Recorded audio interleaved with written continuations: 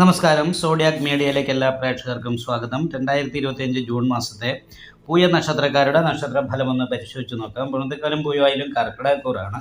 അപ്പോൾ ഈ കർക്കിടകക്കൂറുകാരെ സംബന്ധിച്ചിടത്തോളം 12ാം ഭാവത്തിലാണ് സർവേശ്വരകാരകനായിരിക്കുന്ന വ്യാഴം സഞ്ചരിക്കുന്നത്. അപ്പോൾ വീട് വിട്ട് അന്യദേശത്ത് നിന്ന് തൊഴിലെടുക്കുന്നവരെ സംബന്ധിച്ച് സാമ്പത്തികമായിരിക്കുന്ന രീതിയിലൊക്കെ വളരെ അനുകൂലമായിരിക്കുന്ന ഗുണങ്ങൾക്ക് യോഗമുണ്ട്.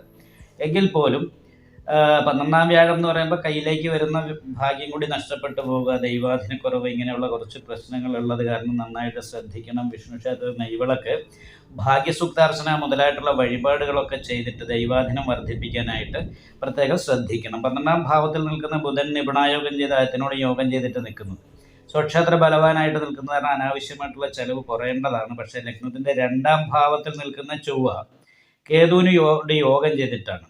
അപ്പോൾ കേതുവും ചൊവ്വയും അഗ്നികാരക ഗ്രഹങ്ങളായത് കാരണം കൊണ്ടും 2ാം ഭാവാധിപതി 12ാം ഭാവത്തിൽ ദുരിതത്തിൽ നിൽക്കുന്നത് കാരണം കൊണ്ടും ഈ മാസത്തിൽ അപ്രതീക്ഷിതമായിട്ടുള്ള ധനനഷ്ടം, ധനം കളവ് പോവുക, നഷ്ടപ്പെട്ടു പോവുക, ഇങ്ങനെയുള്ള കാര്യങ്ങൾക്ക് യോഗം ഉള്ളത് കൊണ്ട് പ്രത്യേകം ശ്രദ്ധിക്കണം. എടുത്തിയാടി സംസാരിക്കാതെ ഇരിക്കാൻ ശ്രദ്ധിക്കണം. നല്ലത് പറഞ്ഞാലും കേൾക്കുന്നവർക്ക് അപ്രിയമായിട്ട് തോന്നാൻ സാധ്യതയുള്ള ഒരു മാസമാണ്.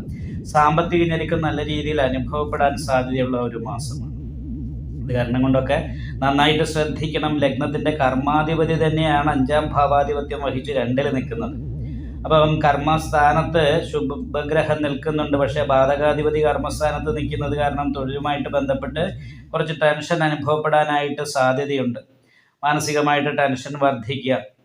അതായത് 5ാം ഭാവാധിപതി രക്ഷാസ്ഥാനത്ത് കേതുവിനോട് യോഗം ചെയ്താണ് നിൽക്കുന്നത്.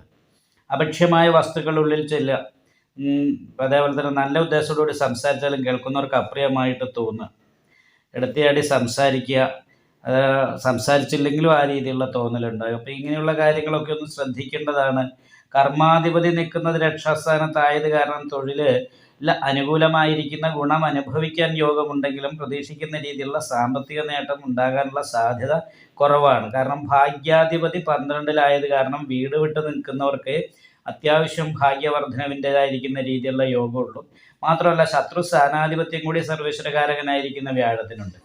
അപ്പം അച്ഛൻ്റെ കുടുംബത്തിലുള്ള വ്യക്തികളുമായിട്ട് ബന്ധപ്പെട്ടിട്ട് ഈ പറയുന്ന രീതിയിലുള്ള ശത്രുദോഷം പോലെയുള്ള കാര്യങ്ങൾ ഉണ്ടാകുക, പരസ്പരം അകന്നു പോകാനിട വരിക, ഇങ്ങനെയുള്ള കാര്യങ്ങൾക്ക് സാധ്യതയുണ്ട്. അതും വളരെ ശ്രദ്ധിക്കണം.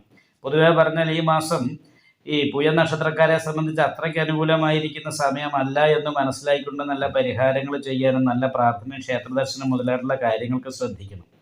കാരണം എന്താ വെച്ചാൽ അഷ്ടമത്തിലാണ് രാഹു നിൽക്കുന്നത്. രാഹു അഷ്ടമത്തിൽ നിന്ന് അടിവയറ് സംബന്ധമായിട്ടുള്ള രോഗാവസ്ഥ പോലെയുള്ള പ്രശ്നങ്ങൾക്ക് ഈ മാസത്തിൽ യോഗമുണ്ട്. 2ൽ നിൽക്കുന്ന കേതു കണ്ണ്, ചെവി മുതലായിട്ടുള്ള ഭാഗങ്ങളിലുള്ള രോഗാവസ്ഥ വർദ്ധിപ്പിക്കാനുള്ള സാധ്യതയുണ്ട്. മാത്രമല്ല പാപമധ്യസ്ഥിതി എന്ന് പറയുന്നൊരു യോഗം കൂടിയാണ് 12ലെ സൂര്യനും 2ാം ഭാവത്തിൽ നിൽക്കുന്ന ചൊവ്വയും.